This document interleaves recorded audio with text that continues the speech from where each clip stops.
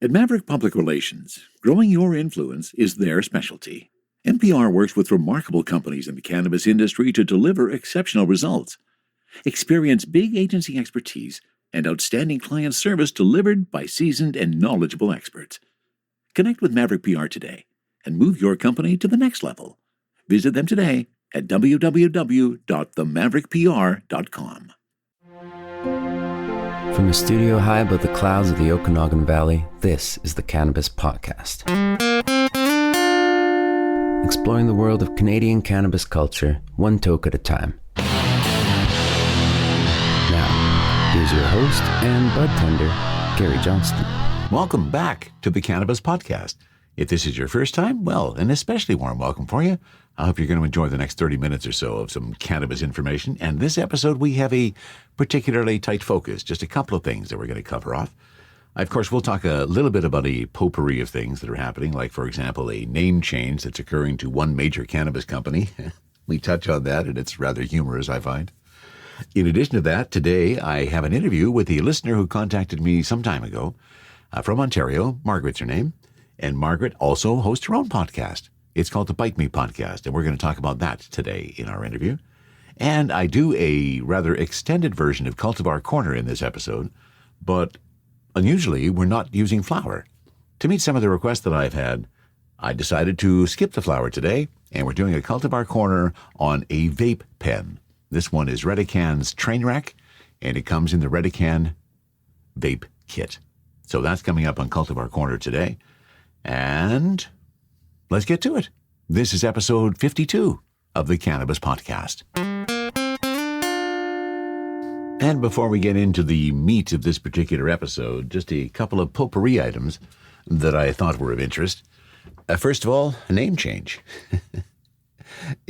We've been watching this for a while, and I remember when the first cannabis store opened in the Kelowna, which was Hobo, and many of us wondered what the heck the name Hobo meant and how it was related in any way to cannabis, and we couldn't really understand it. And then, interestingly enough, there was a story out this week, and it was from the Donnelly Group, or the owners of Hobo, and they put out a posting saying that they realize now that when they chose the name Hobo, they missed the tone. They were tone deaf in relation to how this was going to relate to cannabis users. So keep in mind that term tone deaf, because the Donnelly Group just came out this last week with a name change. They're dropping the name Hobo going forward, and they are moving to a new name, which is much more tone related. It is certainly not tone deaf, or at least they seem to think so. I think they need to hire somebody else to figure out their naming structure. Are you ready? You may have already heard about it, but the new name they have chosen is, which makes total sense, Dutch Love. Doesn't that make sense? Certainly better than Hobo in terms of its relating to cannabis. So there you go. Let's see what happens as Hobo transitions into Dutch Love. And I've already heard lots and lots of jokes about the relationship to Amsterdam's red light district.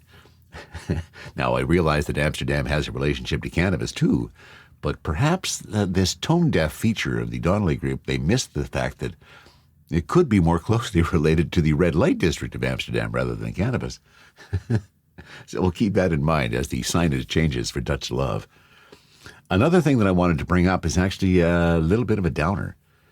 Working in the cannabis industry, we've all been excited about the prospect of sharing our knowledge and seeing people discover cannabis. But I guess the part of that I never really thought about was the danger side of cannabis. We had an incident in our store this last week where we actually had a robbery. There was no weapon involved, but some force was involved, and I was the person that had that force applied to them. It was not a fun experience, and we've changed some security measures in the store to make things a little tighter and hopefully avoid that in the future. But it was a part of the cannabis industry that I knew in the back of my head it was there. But I guess I was kind of pretending that it wasn't an issue and wouldn't become an issue until it did. And it really changed the attitude of everybody in the store. We all became a little bit more concerned about safety, a little bit more concerned about some of the guests who come in most of the people who come into the cannabis store are in a pretty good mood. but there are the occasional ones that the hackles go up. The lessons I've learned, primarily listen to my spidey sense. When I get a sense that something is not cool about somebody who comes into the store now, I kind of immediately will ask them for ID and hopefully diffuse the situation and spur them to go on elsewhere. So, not a happy note, but I thought a note that relative to what this whole podcast is all about, talking about the cannabis industry, this is a fact of life, and it's probably going to start occurring more in various cannabis stores around our country. Now, let's get down to the heart of this episode. Let me give some context to the conversation.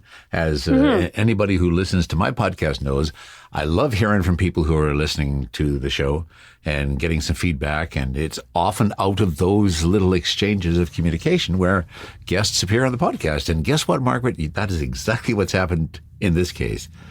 Margaret contacted me some time ago just to say that she had started listening to the podcast, enjoying what she was listening to, and then also told me that she has a podcast of her own. And that is BiteMe, the show about edibles.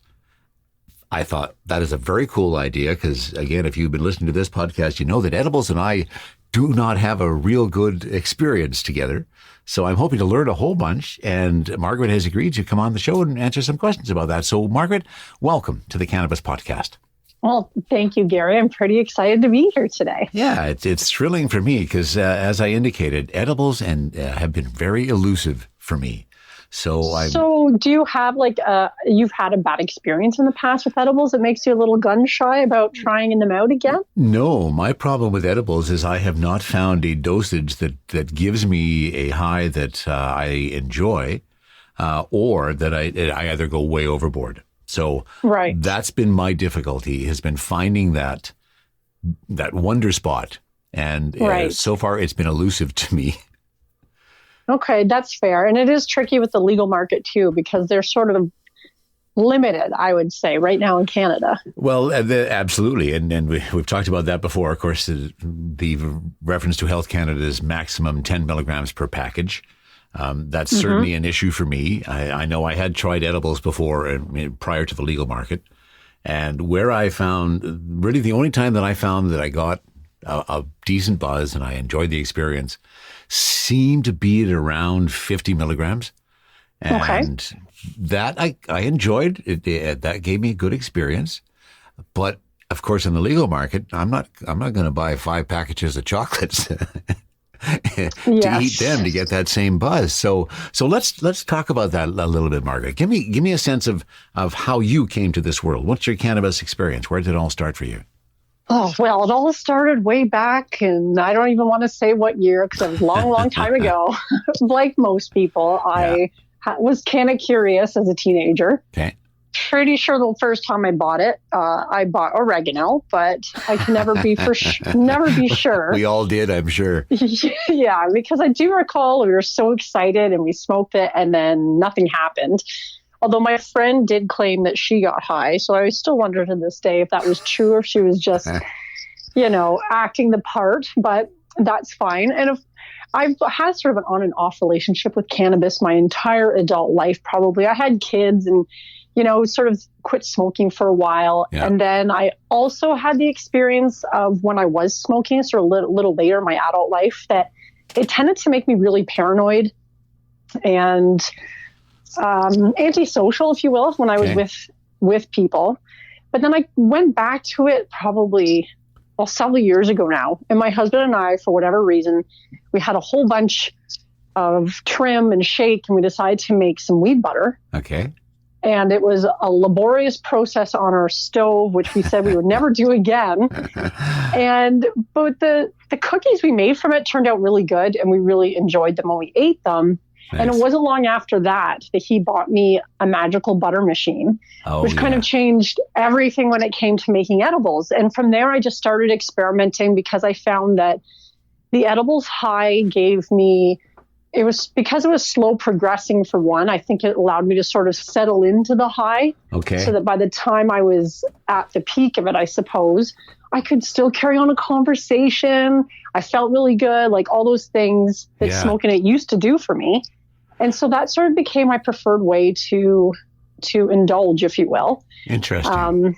Yeah. And I have started smoking a little bit more since all that, just because I work at a dispensary now. Yeah. So, You had mentioned that. Yeah. So, of course, when you're working at one, you tend to want to try and like experiment with some of the strains that they get in the shop. Mm-hmm. I'm not a heavy smoker by any means, but I still do like to enjoy it. But edibles is still definitely my preferred method. And you said something there, Margaret, that might be the clue of part of the reason why I am having trouble and have had trouble with edibles, because you talked about the slow climb. And being able to, address and deal with that as it climbs. And I think that's what I'm missing. I'm so used to that euphoric bang, here it is in your face, high with a good joint or in my vaporizer, that I may be not realizing when I've hit that high with the edibles. I think that's been part of my problem. So it's interesting to hear you say that. Yeah, and it could be. And the thing with edibles that was just one reason why some people don't use them is because you do have to be patient. Yeah. Because obviously if you eat some or drink it or however you're ingesting them, you just have to wait a little bit. Yeah, exactly. But that just comes into timing. So what I would do is I'd be like, well, if I want to be, starting to feel high at a certain time in the evening, then I would just sort of time it. Right. And you also mentioned the magic butter machine. And I just had a customer in the store yesterday talking about the magic butter machine and how much of a difference it had made in his life. So you've experienced the same thing. Oh, absolutely. It's really easy. You pretty much put your oil, your butter, whatever you're using, your cannabis in the machine, push some buttons, and you come back 2 hours later and it's all done for you. I mean, you still have to strain it and not clean the machine afterwards. Yeah, of course. The first time I made butter on the stove, when you're supposed to stand there and stir it.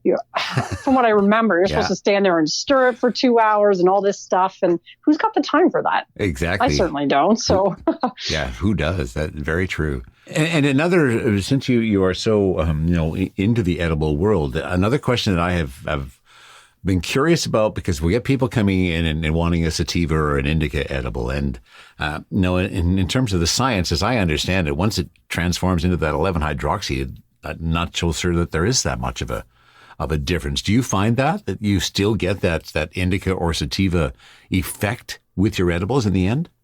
It's very interesting you bring that up too, because people come into our shop asking for the same thing. And there are some edibles now that are labeled as sativa or indica. Yeah. But in my experience, I feel like that's just marketing, because I've used all kinds of different weed, and by the time you're done decarboxylating it and then infusing it and then baking it in your cookies or whatever you're doing, I really don't think it makes much of a difference at all. Well, I'm glad to hear you say that, because again, once that THC has been transferred from the Delta 9 that we smoke. And in my mind, that's when we see the indica and sativa differences is in the Delta 9 THC, where you truly get that up feeling or that really sedated feeling. Interesting perspective. I appreciate your thoughts on that. So what caused you to start the podcast? What was the spark that got that going? Well, I think it was a combination of factors, but one, I've been making edibles for long enough, and people that know me know that I love making edibles. And a lot of people are always just like, why don't you start a business making edibles? But that's rife with all kinds of legalities and red tape and all sorts of things. Any food and beverage sort of company has certain challenges associated with it. I was also, and still do, listen to a ton of podcasts. I've listened to podcasts for a while. And I noticed there wasn't really anything out there as far as podcasts regarding edibles. So my sister happened to have an extra microphone kicking around at her house. And she said, here, you can use it. You're more than welcome to have it. I'm not using it anymore. And I just started out with one episode. And I think I was pretty infrequent when I started. It was like maybe once every couple of weeks, maybe once a month. But I got that first listener email. And that changed everything. It does, doesn't it? It really does. And so it wasn't long after that I started taking it more seriously. And I went to a weekly format. And I'm impressed at the number of episodes that you have put out. I started out the reverse when I started doing the Cannabis podcast. I started going weekly. And at the time, I wasn't working full time. And then when I started working full time, it was just really hard to get that time to put a whole episode together every week. So that's when I went to bi-weekly. And even now, I still kind of struggle occasionally with the bi-weekly format. So I'm very impressed, Margaret, that you're doing that on a weekly basis. Well, thank you. What's been the biggest fun for you putting it out in the podcast format?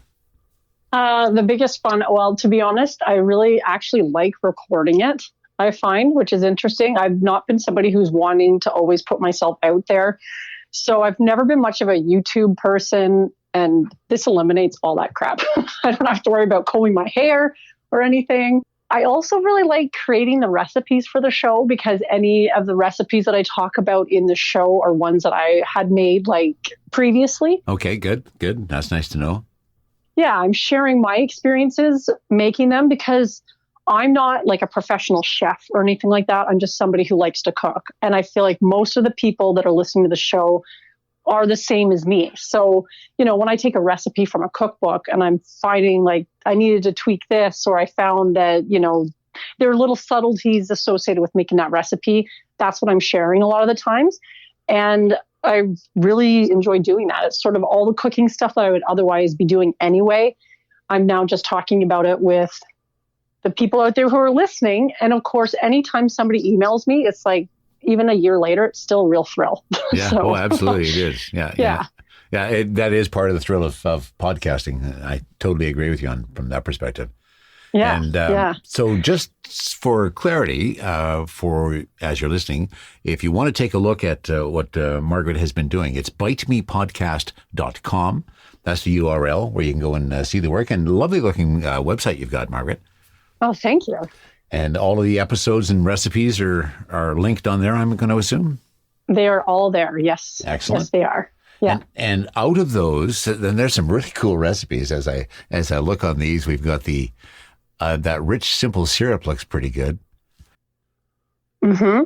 And that's your gateway to a whole bunch of other recipes. But I suspected that is because simple syrup in and of itself is typically your gateway to a number of different drinks. So give me a sense of what that was like in creating that recipe. It's one you've used before?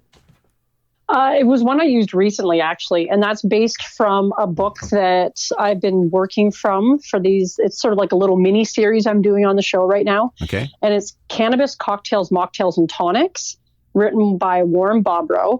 And he did give me permission to share these recipes with my audience. Nice. So I started out with the rich simple syrup because when I really enjoy his book. I got it a while ago. And the rich simple syrup allows you to make a whole bunch of recipes from that book. And this week's episode, I do a punch with one of them, and then there's another one next week. So that was sort of my rationale behind that one. Nice. Out of all the episodes you've done so far, do you have one particular recipe that is your absolute go-to, that you absolutely just love? That's a really tough question. Yeah, I guess because you have so many, it would be. Yeah. And I try and do a bunch of different stuff. A lot of them will be seasonal too. Like the recipes or the edibles I'm making in the summertime are going to be very different than the ones I'm making in December, for instance. Yeah, of course. I've been doing a lot of frozen treats and cold beverages over the summer. But I am a sucker for caramels and gummies, and I'm always trying to find the perfect elusive gummy recipe. So those are probably some of my favorite episodes because I love caramels and I love gummies. Nice. I have a sweet tooth for sure. Yeah, well, I do too. Whether even if I'm not indulging in cannabis, I still have a sweet tooth. Yeah, exactly. Yeah, me too. So then for those of us who, want to dive down into this and maybe explore a little bit more about edibles and cooking with them, what would be your first piece of advice of how to get started with doing that? Well, like anything, keep it simple. I would highly recommend you start with a coconut oil infusion because coconut oil is so versatile and you can use it in so many places that you might even use butter. And then obviously don't make it too strong. Like you don't have to worry about making it really strong because if you're new to edibles, you're probably still experimenting with your potency. And I always feel like it's better to make something that's less potent and then you can enjoy more if you want to than to make something that's like we've all heard of those gummy bears where you nibble the head off of it or the ear, and then you're like blasted for 3 days. Like, to me, that doesn't make any sense. I don't know why anybody would want to enjoy that. I'd rather eat 5 gummy bears and get to the right spot than, nibble the ear off. So start low, go slow. Don't make your infusions too strong. And then when you're ready to cook with it and you're not really sure where to go, even a packaged like cookie mix or brownie mix is a perfect way to start, as long as that recipe calls for an oil on the package or the box. You can use it and you just swap in your infused coconut oil. Well, you make it sound so easy. It is. It's not as intimidating as it seems, but and I guess it's the dosage that you refer to that is one of the things that's always kind of kept me from going down that path, is determining the dosage of what you're going to make. What process do you use to get some sense of what the dosage of your edibles are going to be? It's honestly trial and error. So over time, and keeping notes, I find is a really good way. Like if you have a little notebook, I bought not that long ago a Gold Leaf. I don't know if you've heard of Gold Leaf. It's a company out of the States, and they make beautiful notebooks. They have one specifically for cooking with cannabis, so you can write down all the details about your batch, but you can keep that in your phone or in a notebook you have at home. And then just start at the low end and work your way and figure out, just figure it out as you go, because it can take some trial and error. Now that I've been doing it for so long, I tend to make my coconut oil or butter almost the exact same way every time. So I have a rough idea of how potent a cookie is or something's going to be, because I know the potency of that infusion. And once you find that sweet spot, you don't really have to deviate too much unless you're making a brand new infusion that you've never really tried before. But for your staples, like the butter, the coconut oil, you just start low and then start figuring it out from there. You just make it sound so easy. You might have inspired me to give it another try and see if I can have some success down that path. But seriously, the notes are important, because I don't know how many times I would have made something, and then if I didn't write it down, there's no way I would have remembered when I came back to it next time.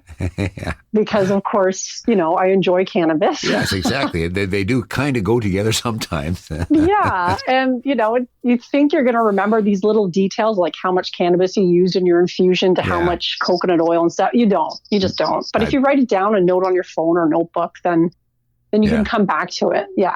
Okay, very cool. Excellent. And is there something that you have wanted to cover, but you have not yet, that is coming up in some future episodes? Oh, yeah.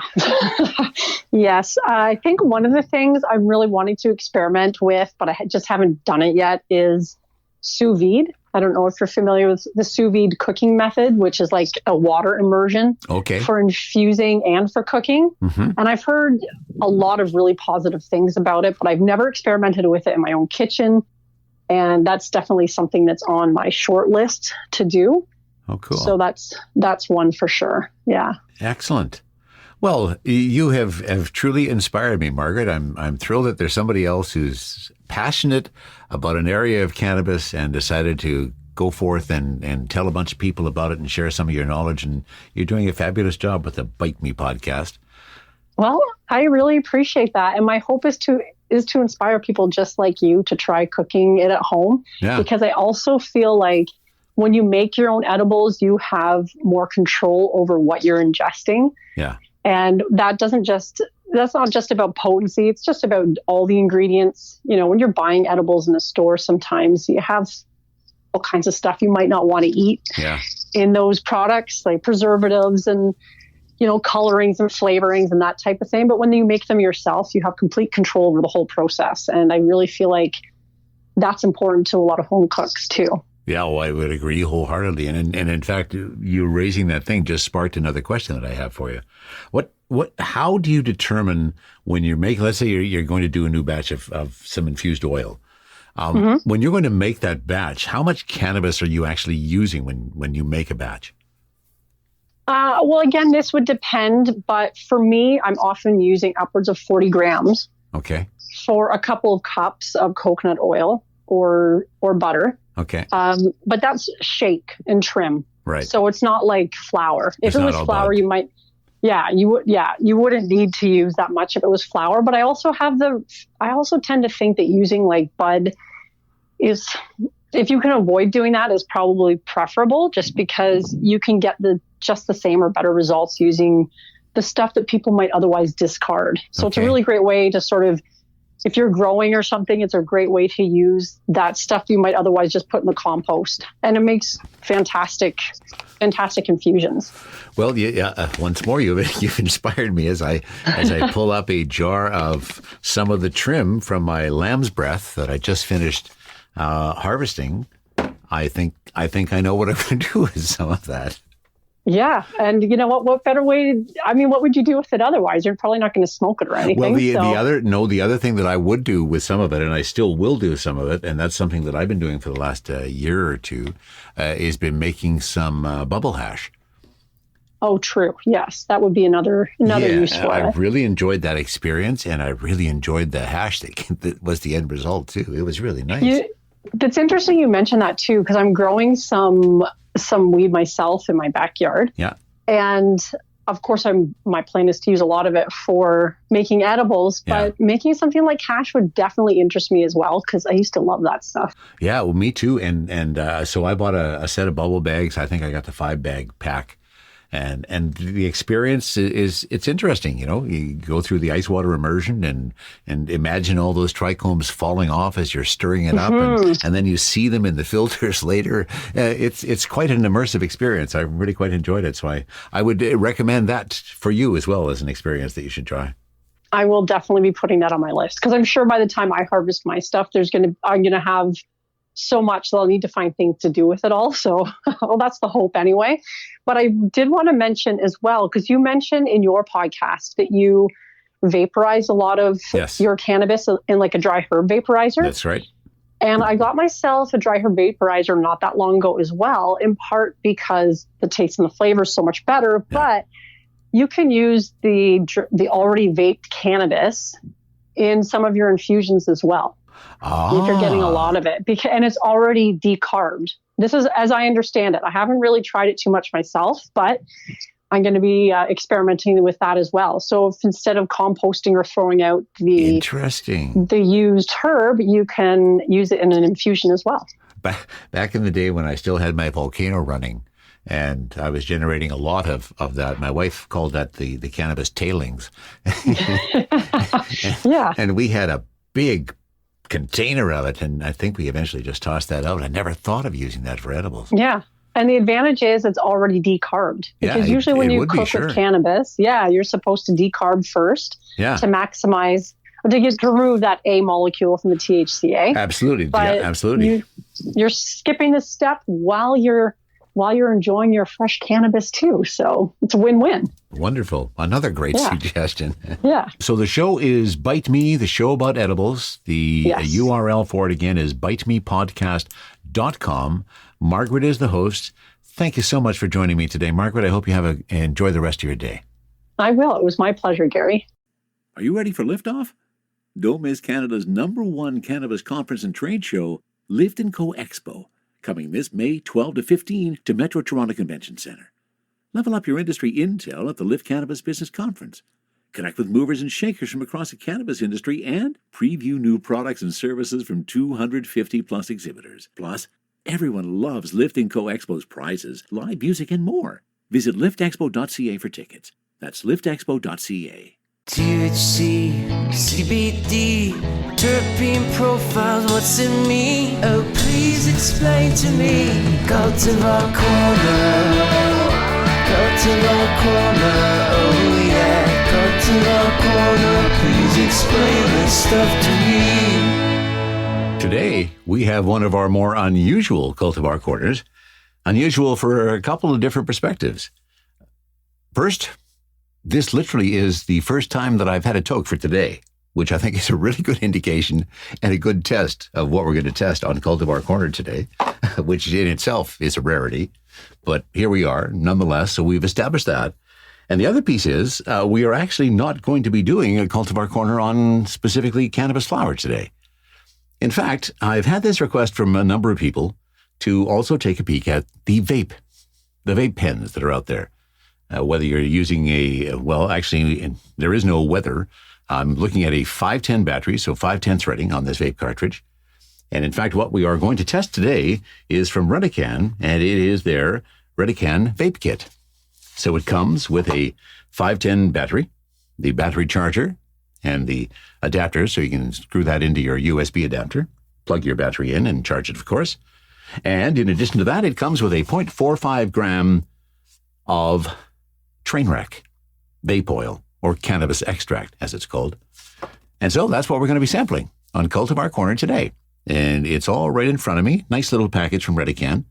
Their little logo glows nicely green when one draws on it. I like these kind of batteries. And in the 510 batteries, if you haven't experienced or looked at them up to this point, there's a number of different variations on them. There's a series of the batteries which require 5 clicks in order to start it. Typically, those batteries, if they require 5 clicks to start, they require 5 clicks to shut it off. And in addition, 1 or 2 or 3 clicks to change the heat settings. So this one doesn't have a heat setting variable, which I guess is perhaps one of the disadvantages of what are called the inhale start batteries. That's what this one is. But the advantage is there's no buttons to click.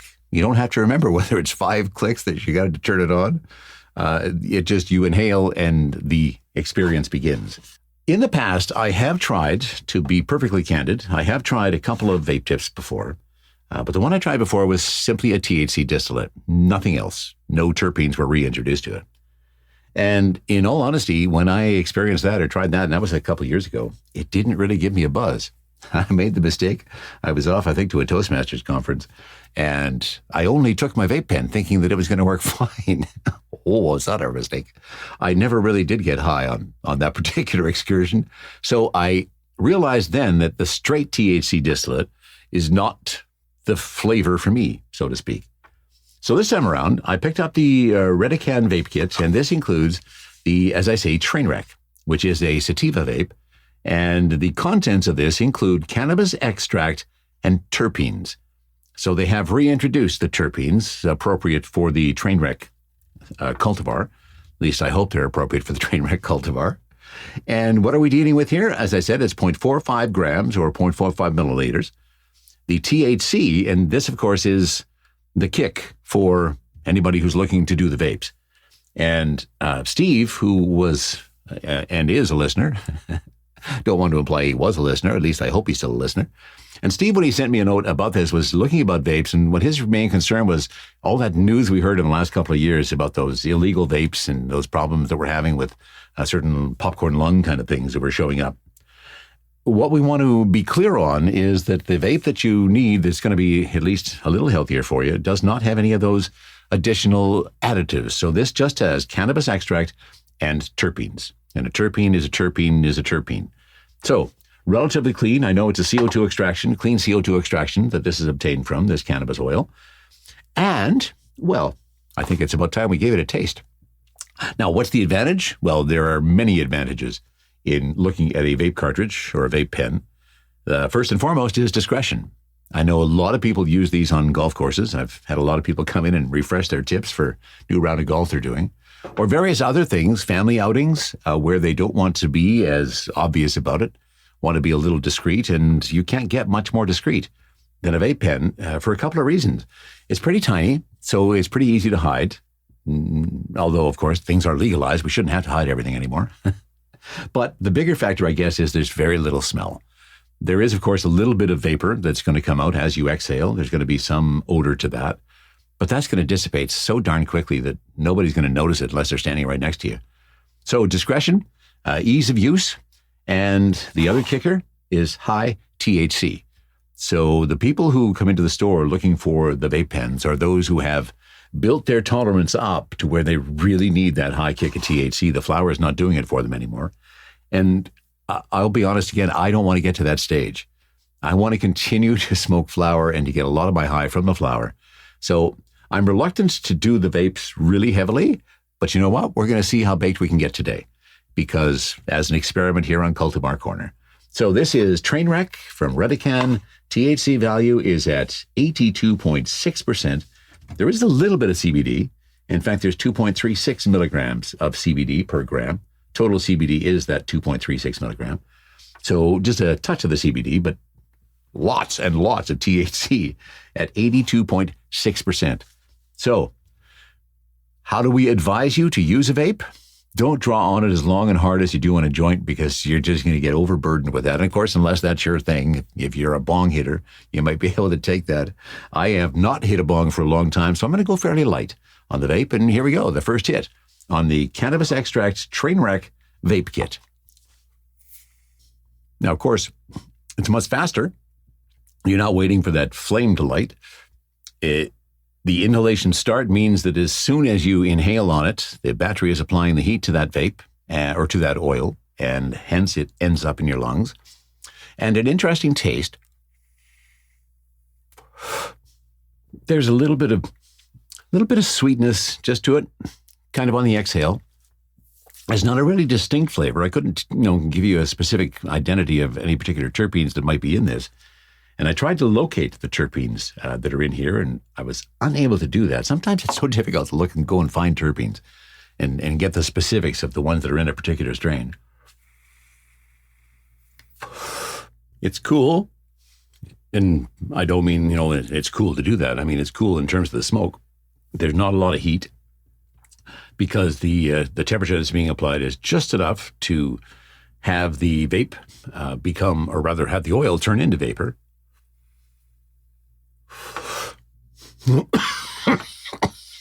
Oh,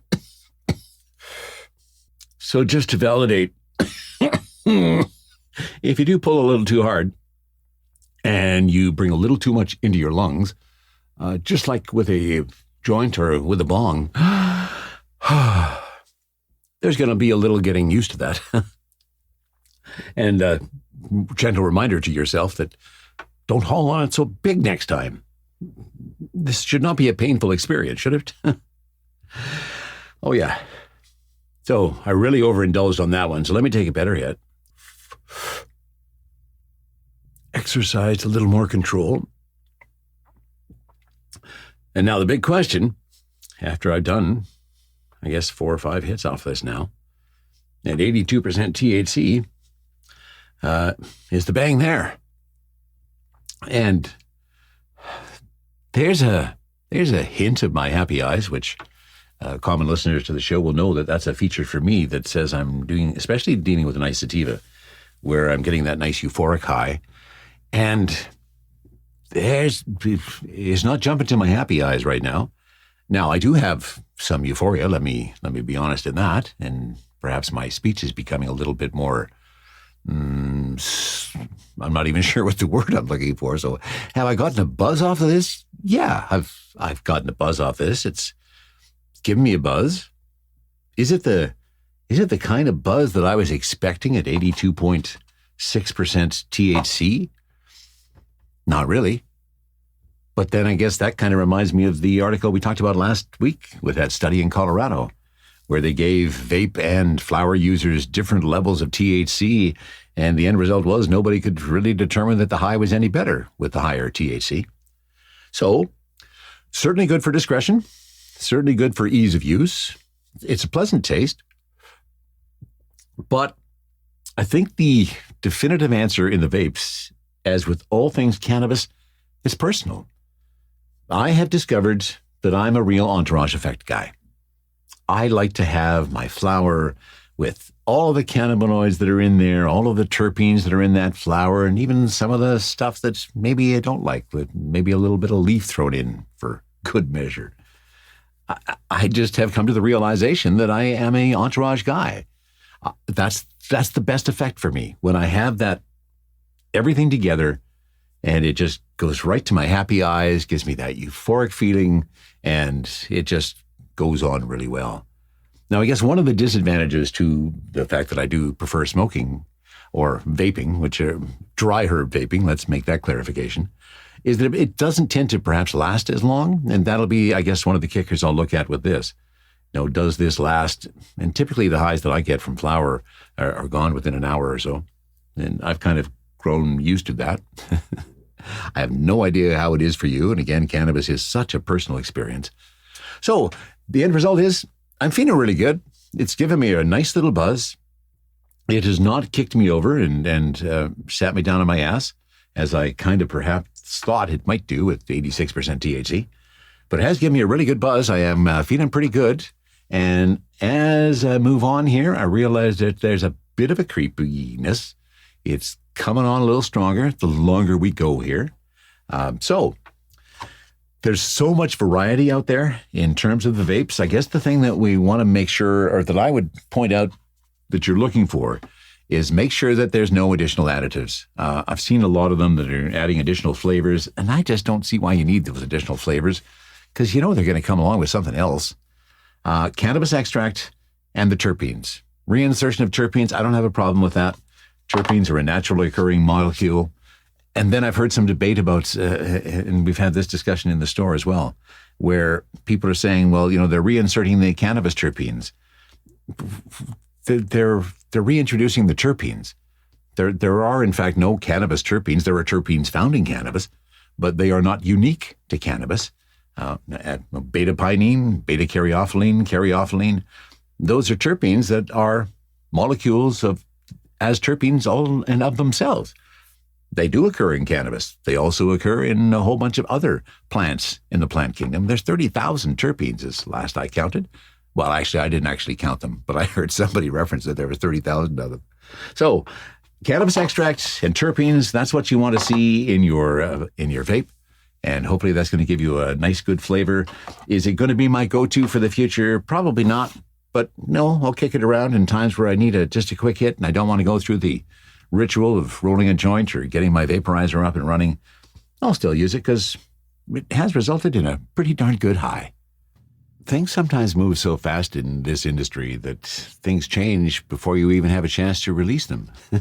Between the time that I recorded this Cultivar Corner and the time that it's being released, there's been a lot of discussion about vapes and additional terpenes.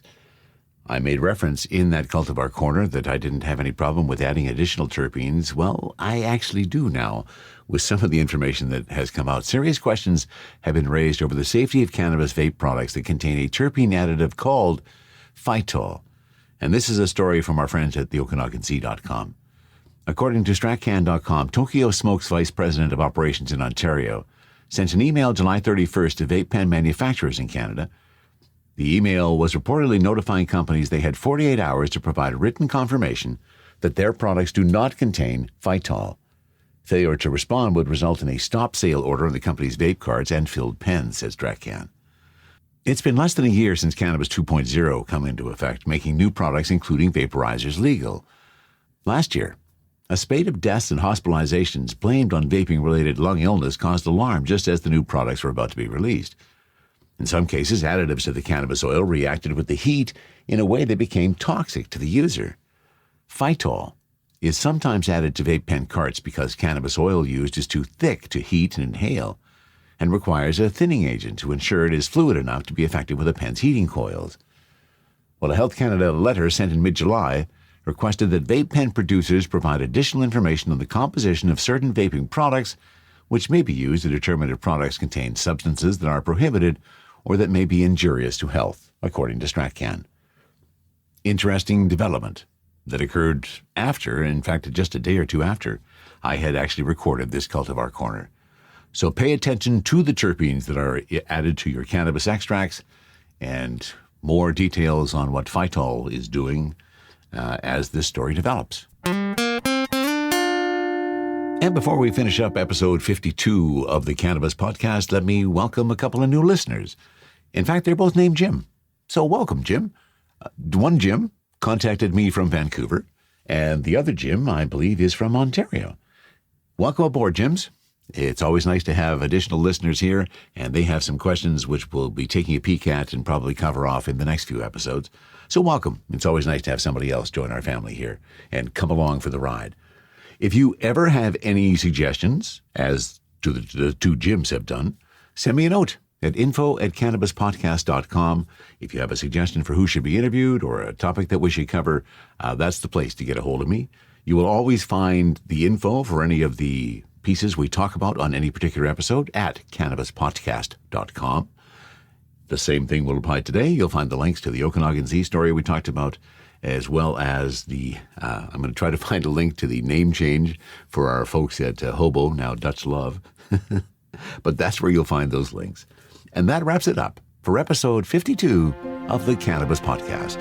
From the Cannabis Infused Studio, high above the Okanagan Valley, this was the Cannabis Podcast.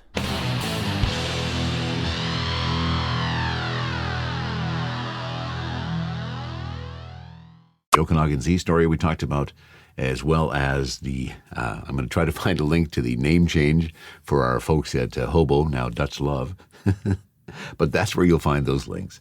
And that wraps it up for episode 52 of the Cannabis Podcast. From the Cannabis Infused Studio, high above the Okanagan Valley, this was the Cannabis Podcast.